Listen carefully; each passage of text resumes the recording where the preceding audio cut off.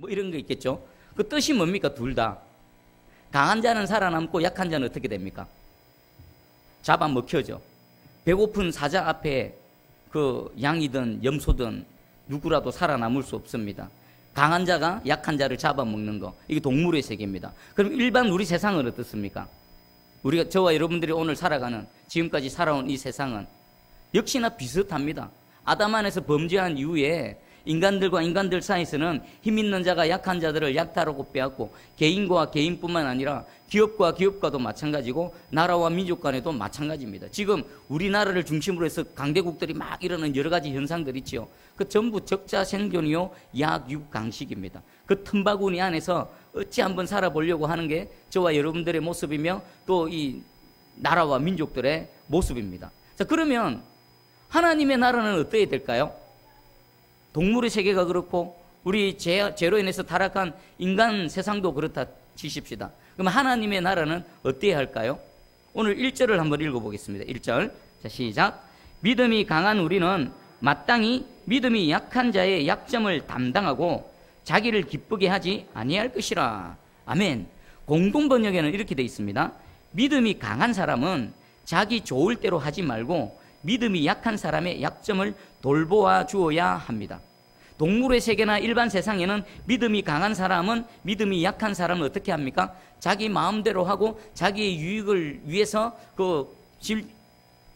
막 심지어는 빼앗기도 하고 또 약탈도 하고 막 이렇게 하는 게 동물의 세계 세상 사례입니다. 그런데 하나님께서는, 하나님의 나라에서는 강한 사람이 약한 사람을 어떻게 해야 된다고요?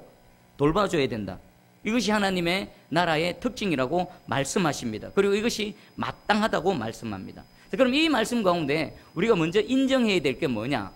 우리 동일하게 신앙생활합니다. 동일하게 앉아서 같이 한 주를 한 성령 안에서 섬깁니다. 그런데 우리의 신앙의 정도, 믿음의 정도가 다 같다 다르다?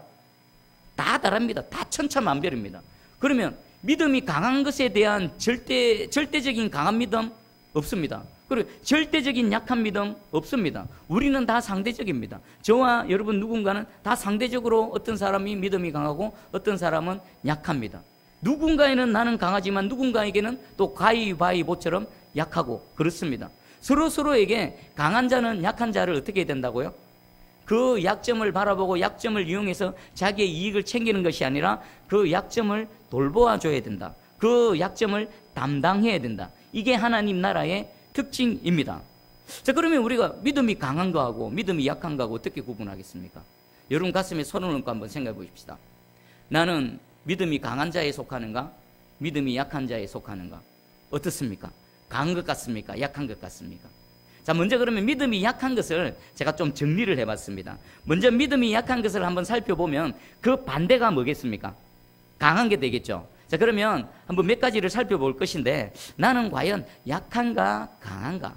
그러면 내가 강한 자였다라면 내가 교회 안에서 말씀대로 신앙생활을 하고 있었는가? 한번 점검해 보시기 바랍니다. 자, 약점이 무슨 뜻일까요? 믿음이 약한 자는 약점이 있다랍니다.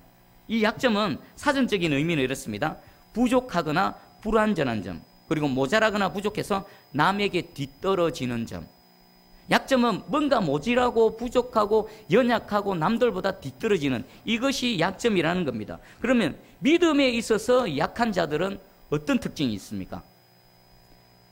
아마 엄청나게 많을 겁니다. 그 중에서도 대표적인 몇 가지를 제가 정리를 해봤습니다. 첫 번째는 잘 넘어진다. 그것을 성경적 용어로 실족한다 그러죠. 실족. 잘 서 있는 것 같은데 어느 순간 갑자기 자빠지는 거. 그 얼음판 위에 이렇게 조심조심 가다가 그냥 꽈당하고 넘어지는 것처럼 이 믿음이 약한 자들은 잘 넘어진다. 실족을 잘한다. 어느 날 보면 열심을 내고 뜨거워서 막 성가대도 하고 교사도 하고 막 이것도 하고 저것도 하는데 어느 날 보니까 안 보여. 어디 갔습니까? 교회 안 나옵니다. 예배도 안 돼요. 그렇게 뜨거운 것 같은데 보니까 믿음이 약한 자는 금방 넘어져 버리고 금방 식어져 버리고 눈에 막 보이다가 어느 날 갑자기 안 보이는 이런 사람. 그리고 두 번째 특징이 상처를 잘 받습니다. 우리 강한 사람들은 어떻습니까? 웬만큼 단련된 사람은요, 우리 근육이 단련된 사람도 몽둥이로 두드리면, 심지어는 막 차려가는 사람들은 막 때를 몽둥이에 부러져도 몸은 괜찮지 않습니까? 영적으로도 마찬가지입니다. 영적으로 약한 자들은 조금만 톡 건드려 버리면 금방 상처받고 삐지고 토라지고 열받고, 이런 사람들이 믿음의 약한 자들. 그리고 세 번째가 쉽게 시험에 드는 겁니다. 쉽게. 사단이 옆에 와서 조금만 유혹해버리면요, 오늘 가지 마라, 오늘 날씨 좋은데 산으로 들러 놀러 가자, 한 번만 빠져라, 그 한 번 빠져도 된다, 예배 한 번 안 드려도 된다, 하나님 이해해 주신다, 용서해 주신다, 혹 하고 넘어가가지고, 이 영적으로 면역력이 약한 사람들, 사단의 입장에서는 너무나 쉬운 상대, 이런 사람들이 믿음이 약한 자들일 것입니다. 이 자리에는 이 세 가지에 해당되는 분이 없는 줄 믿습니다. 자, 그러면 조금 더 말씀으로 한번 살펴볼게요. 이 믿음이 약한 자들은 마치 어린아이와도 마찬가지입니다. 어린아이들 어떻습니까? 이제 3살, 4살 되는 아이들, 이렇게 길 가다가 조그마한 돌뿌리가 있으면 어떻습니까? 있으면 100% 넘어집니다. 제가 지찬이 처음 클 때, 이 3살, 4살 막 걸어 다닐 때에, 그 사택에서부터 교회까지 이렇게 걸어가다 보면 보도블럭이 조금 울퉁불퉁한 데가 있습니다. 그럼 자기도 좀 걸어갈 수 있다라고 손을 막 뿌리치고 자기 혼자 걸어갑니다. 그러면 조금 튀어나온 보도블럭 만나면 100% 어떻게 될까요? 보니까 100% 자빠지더라고요. 한 번 정도는 좀 피해가지 않을까 싶은데 있으면 넘어지는 겁니다. 믿음이 연약한 어린아이들은 바로 이렇습니다. 그리고 믿음의 끈이 있습니다. 믿음의 끈. 연약한 자들은 믿음의 끈이 마치 가는 실과 같아서 금방 끊어져 버립니다. 근데 반대로 믿음이 강한 자들은요, 동아줄처럼 튼튼해서 아무리 잡아당겨도 웬만해서는 잘 끊어지지가 않습니다. 그리고 두 번째 또 보면은 말씀에 따라 히브리서 5장 12절에 이런 말씀이 있습니다. 때가 오래되었으므로 너희가 마땅히 선생이 되었을 터인데 너희가 다시 하나님의 말씀의 초보에 대하여 누구에게서 가르침을 받아야 할 처지이니 단단한 음식은 못 먹고 젖이나 먹어야 할 자가 되었도다. 여기 보니까 하나님의 말씀을 받아 먹는데 단단한 음식이 있고 또 뭐가 있습니까? 젖이 있습니다. 젖은 누가 먹습니까? 어린아이들이 먹는 겁니다. 우리 10살, 20살 됐는데 엄마 젖 먹으면 됩니까? 안 됩니까? 분명 뭐가 이상이 있죠. 어릴 때는 젖을 먹지만 자라나고 장성해지면은 그 젖을 떼고 뭘 먹어야 됩니까? 밥도 먹어야 되고 고기도 먹어야 되고 단단한 것도 막 먹어야 됩니다. 그래야 무럭무럭 건강하게 잘 자랍니다. 그런데 사도 바울은 이 보니까 이 어떤 사람들은 오래 신앙생활 했고 믿음이 자라나서 누군가의 가르침을 줘야 될 그런 상황에 있는 사람인데 오히려 계속 젖이나 먹고 있다는 겁니다. 그리고 히브리서 5장 13절 14절에 이는 젖을 먹는 자마다 어린아이니 의의 말씀을 경험하지 못한 자요 단단한 음식은 장성한 자의 것이니 그들은 지각을 사용함으로 연단을 받아 선악을 분별하는 자들이니라. 아멘. 젖 먹는 자는 누구라고요? 영적으로 어린아이라는 겁니다. 단단한 음식을 먹는 사람은 영적으로 장성한 사람들의 것이라는 겁니다. 그럼 우리에게 뭐가 단단한 음식이고 뭐가 젖입니까? 아마 이럴 겁니다. 100%는 아니지만 대개 그렇습니다. 젖 먹기 쉬운 거죠. 소화하기 쉬운 겁니다. 먹기도 쉽고 소화하기도 쉬운 거. 하나님의 말씀은 사랑의 말씀도 있고 또 공의의 말씀도 있습니다. 그러면 어느 것이 젖에 해당될까요? 사랑의 말씀, 은혜의 말씀, 달리 말하면 듣기에 편한 말씀, 듣기에 좋은 말씀, 이런 것들이 젖에 해당될 겁니다. 그럼 단단한 음식은요, 좀 장성한 아이들 그렇게 하면 안 돼, 똑바로 가야 돼, 넌 이렇게 해야 돼 라는 교훈과 책망의 말씀. 우리 하나님의 말씀에는요, 사랑과 은혜의 말씀뿐만 아니라 잘못되어졌을 때는 우리를 훈계도 하시고 책망도 하시고 때로는 경고도 하시고 그 신명기 말씀에 보면요, 심지어는 저주까지 하십니다. 그러면 이 젖만 먹는 사람들은 하나님께서 우리에게 하시는 그런 단단한 말씀들, 교훈, 책망 이런 것들을 받아들인다는 겁니까? 못 받아들인다는 겁니까? 못 받아들이는 거, 못 받아들이는 거. 듣기 편한 거, 그래 잘한다, 나는 얼레고 달래고 이런 것만 받아 먹을 수 있는 사람, 이런 사람은 영적으로 어린아이들이라는 겁니다. 그런데 좀 그 집안에서 허리 역할을 해야 되고 또 나아가서 좀 일도 해야 되고 이런 사람들은 단단한 음식을 먹어야만 영육 간에 간결해져서 나가서 일도 할 수가 있는 겁니다. 그런 사람들은 이렇게 영적으로 성숙되어진 사람인데 말씀 앞에서는 분명히 드러납니다. 말씀의 칼을 목에 한번 딱 갖다 대면요, 아무리 신앙 연조가 오래됐고 직분이 뭐고 간에 상관없습니다. 대번의 정체가 드러납니다. 여러분, 번제단 앞에 짐승을 끌고 갑니다. 그 번제단 앞에서 짐승을 잡아야 되는데 어떤 경우가 있을까요? 칼을 딱 갖다 대면 그 짐승이 여러 가지 반응을 보이겠죠. 첫 번째는 도망가는 짐승이 있겠죠. 화다닥 하고 놀래서 도망가는 짐승. 그리고 또 두 번째는 뭐가 있겠습니까? 칼 갖다 대면 꿀로 들이받는 짐승도 있겠죠. 들이받는 짐승. 그리고 세 번째는 잠잠하게 양처럼 그냥 잠잠하게 목을 내어놓는, 얼마든지 잡혀서 하나님께 번제의 향기로 올려드리는 그런 사람이 있습니다. 그러면 첫 번째, 두 번째 도망가는 사람, 막 그 말씀을 받아먹기 힘들어서 들이받아버리는 사람, 이런 사람들은 젖이나 먹고 어린아이들입니다. 근데 잠잠하게 그 말씀 앞에 아멘 하면서 목을 내어놓는 사람, 이 사람은 단단한 음식을 먹는 그런 영적으로 강한 자가 될 것입니다. 여러분 한번 신명기 28장을 언제 시간 나가도 한번 쭉 펼쳐가지고 그거 보면은 신명기 28장은 축복과 저주의 내용들이 기록되어져 있습니다. 여러분 축복의 말씀이 어디부터 어디까지인지 아십니까? 제가 한번 봤거든요. 하나님께서 복된 말씀은 1절부터 14절까지입니다. 그리고 나머지 15절부터 무려 68절 끝까지는요, 저주와 경고의 말씀입니다. 우리는 1절부터 14절까지도 아멘 하면서 받아 먹어야 될 줄 믿습니다. 그리고 동시에 하나님께서 저주의 말씀을 하시는 15절부터 68절까지의 말씀도 우리가 아멘 하면서 받아 먹어야 될 줄 확실히 믿습니다. 그래야 우리가 젖도 먹고 단단한 음식도 먹고 잘 자라나서 믿음에 강한 사람이 될 것입니다. 우리 신명기 27장에도 보면요, 그리심산에 6지파를 올려놔놓고 축복에 관해서 축복을 위해서 선포합니다. 그리고 또 반대편에 또 에발산에 나머지 6지파를 올려놓고 거기에는 무엇을 선언합니까? 저주를 선포합니다. 그리고 신명기 27장 26절에 이 율법의 말씀을 실행하지 아니하는 자는 저주를 받을 것이라 할 것이요 모든 백성은 아멘 할지니라. 축복의 말씀에도 아멘 했지만 반대편에 에발산에서도 저주의 말씀이 선포되어질 때에 이스라엘 모든 백성들은 어떻게 했다고요? 아멘 하는 겁니다. 하나님의 모든 말씀은 우리에게 필요한 말씀이요 우리의 생명이 되는 줄 믿으시고 어떤 말씀이든지 아멘 하시기 바랍니다. 오히려 내 목에 칼이 들어지고 내 상처를 건드리고 내 자존심을 건드리고 나를 말씀의 절구통에 넣고 찌을 때에 여러분들은 감사하셔야 됩니다. 그때 여러분들이 치유되어지고 새로움을 잊게 되어지고 하나님의 능력으로 주님의 형상으로 빚어지는 그 순간이기 때문에 오히려 더 감사하고 주님을 향해 찬송하시기를 축복합니다. 자, 그러면 우리 여러분들은 과연 어디에 서 있습니까? 믿음이 강한 자 편에 서 있습니까? 약한 자 편에 서 있습니까? 바울은요, 우리 보니까 믿음이 강한 우리는 이라고 표현했습니다. 바울 자신은 어디에 소속되어 있습니까?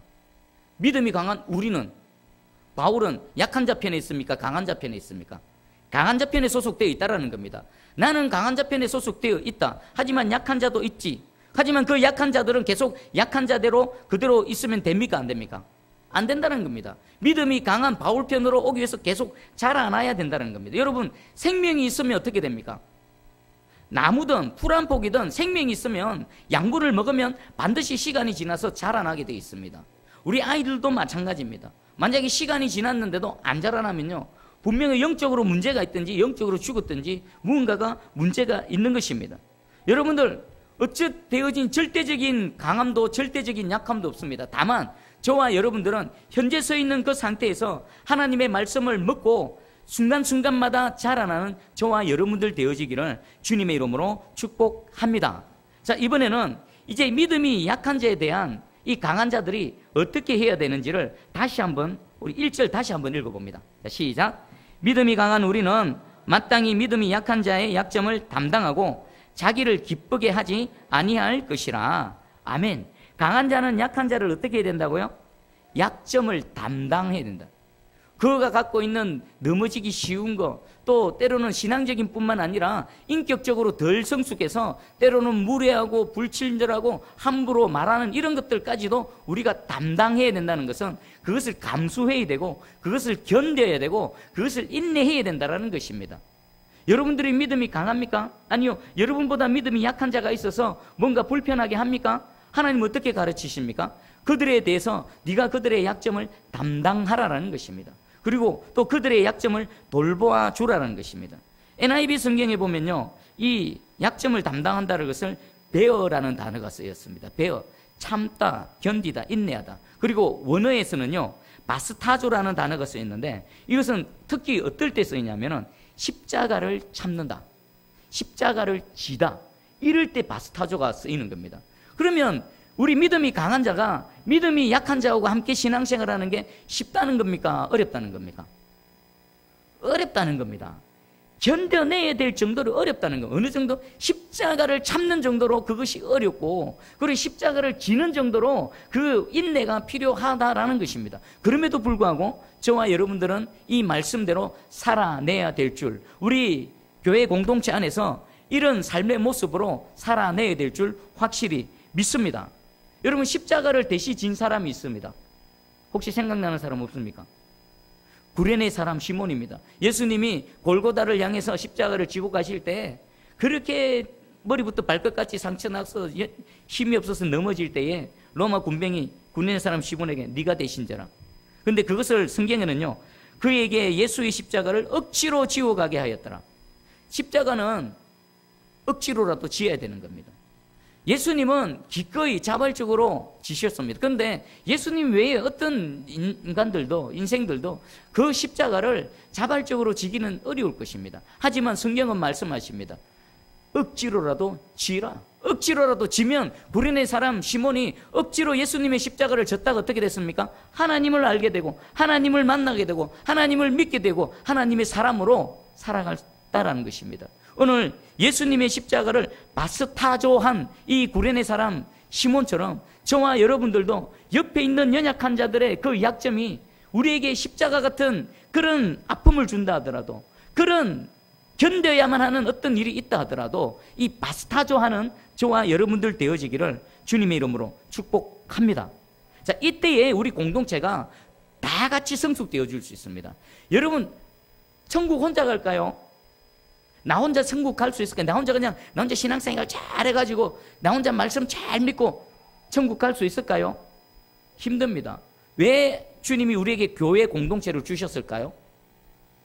서로를 돌아보고 약한 자는 강한 자의 도움을 받고 강한 자는 약한 자들을 돌봐주는 겁니다.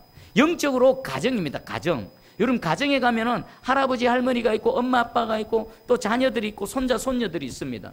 우리 갓 태어난 아기들은 그 어른들의 돌봄이 필요합니다. 아무것도 하지 못합니다. 젖 먹이고 기저귀 갈아주고 보살펴주고, 그리고 조금씩 자라나면 거기에 맞게끔 또 양육하고 가르치고 또 먹이고 입히고 해야 되는 겁니다. 우리 교회 안에서도 마찬가지입니다. 교회는 영적으로 쭉 성숙되어진 할아버지 할머니 같은 분도 계십니다. 그리고 교회에서 또 아버지 엄마 같은 그런 분도 계십니다. 또 아직 영적으로 어린 그런 청년 같은 분도 있습니다. 나이하고 상관없습니다. 나이가 많지만 이제 영적으로 갓 태어나서 영적인 유아에 있는 분들도 있습니다. 그때 우리는 어떻게 해야 됩니까? 그들을 섬기고 보살피고 하면서 나의 신앙도 자라나고 그들도 나의 섬김을 통해 자라나는 겁니다. 자, 그러면 왜 강한 자가 약한 자의 약점을 담당해야 되는지, 제가 약한 자였을 때에 받은 은혜를 가지고 한번 세 가지를 정리를 해봤습니다. 첫 번째는 왜 그래야 되는가? 약한 자에게 기회를 제공해 주는 것입니다. 내가 참아내지 않으면요, 그 약한 자의 그 약점을 담당하지 못하면요, 그리고 그를 내쳐버리면요, 그에게는 기회가 없는 겁니다. 약한 자의 그 약점, 자라날 수 있는 시간을 허락하는 겁니다. 실수해서 넘어졌을 때 그 실수를 만회하고 다시금 회복할 수 있는 그 기회를 제공해 주는 겁니다. 그리고 두 번째가, 약한 자가 자라나기 위해서는 강한 자의 도움이 반드시 필요하기 때문입니다.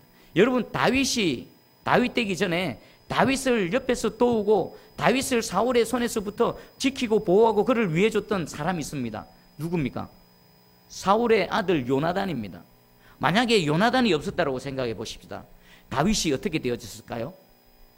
쥐도 새도 모르게 도망갈 틈도 없이 아마 사울 손에 의해서 죽임을 당했을 것입니다. 요나단이 있었기 때문에 생명을 보존할 수 있었고, 그리고 요나단의 사랑을 받았기 때문에 그 사랑으로 그 모진 광야의 세월을 견뎌낼 수 있었던 것입니다. 그리고 사울이 바울이 되어졌는데, 바울이 바울 되기 위해서 반드시 함께 해야 될 사람이 있었습니다. 누굽니까? 바나바죠. 바울에게 바나바가 없으면요, 우리 위대한 사도 바울은 없는 겁니다. 그 사람들이 아무도 믿지 않았을 때에 바울의 대변자가 되어주고 바울을 교회 공동체에 소개시켜주고 사역할 수 있도록 길을 열어주고, 그리고 바울 처음에는 얼마나 완강한 사람이었습니까? 얼마나 이 가시가 많은 사람이었습니까? 그런데 품어주고 안아주고 참아주고 사역자로서 계속 자라날 때까지 옆에서 도와줬던 사람이 바나바입니다. 저와 여러분들도 누군가 신앙생활 한번 되돌아보시기 바랍니다. 누군가 분명히 요나단이 있었습니다. 여러분 이 자리에 오기까지 분명히 누군가 바나바가 있었습니다. 그 은혜를 생각하시기 바랍니다. 그럼 이제 내가 좀 성숙하고 자란 자가 되어졌다 그러면 내가 어떻게 될까요? 그 받은 은혜와 사랑을 생각해서 이전에 나의 모습에 있는 그런 자들에 가해서 어떻게 될까요? 도와줘야 되는 겁니다. 너무 세게 넘어진 사람은요 스스로 못 일어납니다.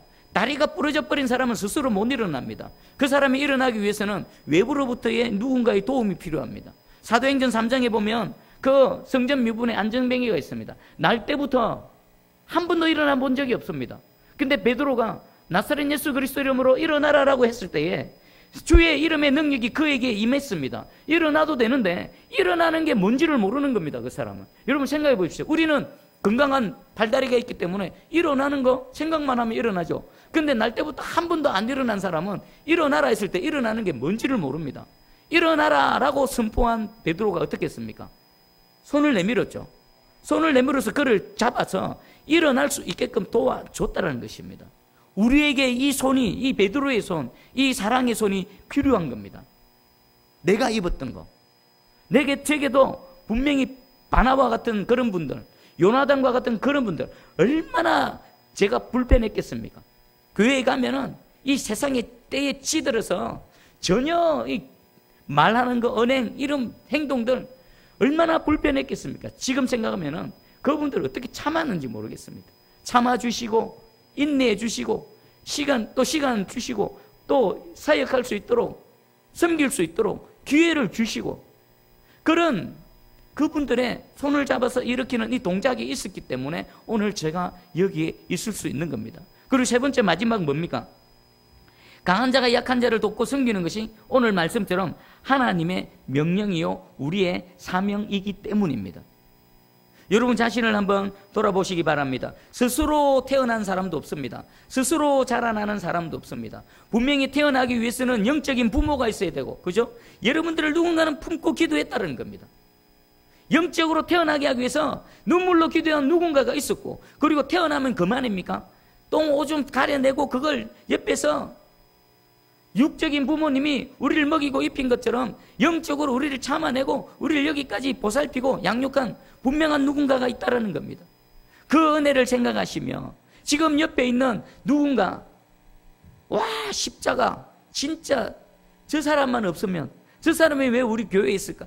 그분이 바로 여러분들의 그 십자가 져야 될 대상입니다. 그것을 참아내시기 바랍니다. 예수님의 십자가를 생각하며 내가 받은 은혜를 생각하며 참아내시고 기꺼이 다가가서 꼭 안으시고 그리고 손을 내밀어서 그를 세워주시기 바랍니다. 자, 그럼 한번 정리를 해보겠습니다. 여러분들은 강한 자, 믿음이 강한 자입니까? 약한 자입니까? 저는 설교 말씀을 이렇게 쭉 준비하면서 많이 회개를 했습니다. 저는 강한 자가 아니고 약한 자더라고요. 약한 자. 너무나 쉽게 넘어지고 실족하고 유혹에도 잘 넘어가고 약한 자였습니다. 그리고 더 제가 하나님 앞에 회개하고 가슴 아픈 부분은요, 저는 약한 자들의 약점을 잘 담당하지 못했더라고요. 여러분들 어떻습니까? 깨구리 올챙이적 생각 못한다고. 제가 교회 처음 왔을 때 그 모습은 얼마나 엉망이었는데 지금 이 성도들의 모습들 보면서 참아내지 못하고 조급한 마음에, 그리고 특별히 제가 도동교회 사역할 때 중고등부 아이 중에 이 좀 이상한 무리들이 있었습니다. 오고 싶으면 오고 말고 싶으면 말고, 교회 예배 드려도 시간 늦게 와가지고 목 빳빳하게 들고, 늦게 오면 보통 고개 숙여야 되잖아요. 목 빳빳하게 들고 오고, 공차로 교회에 오고, 막 교사들은 거기 질질 끌려가고. 그래서 제가 엄청 말하면 교사들도 뭐라고 그놈들도 뭐라고. 근데 돌아보니까 제가 조금만 더 참아줬더라면, 그 예배 시간에 조는 거 조금만 더 참아줬더라면, 예배 시간에 늦게 오는 거 내가 조금만 더 참아줬더라면, 제가 많이 회개했습니다.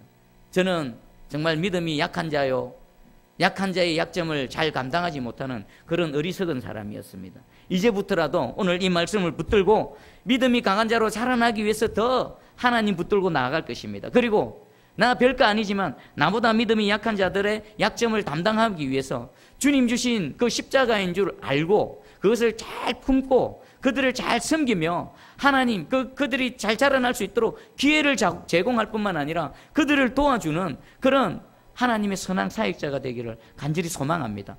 이 기도 제목이 저만의 기도 제목이 아니라 여러분들의 기도 제목이 되어져서 여러분의 사역 현장 그리고 우리 새순교회에 하나님의 은혜와 사랑이 넘쳐서 그 연약한 자들이 날마다 쑥쑥 자라나서 또 다른 강한 자가 되어져서 또 다른 약한 자들을 섬기며 또 도와주는 그런 광경을 저와 여러분들이 함께 보며 우리 여호와 하나님께 찬송하며 감사하는 우리 모두 되기를 주님의 이름으로 축복합니다.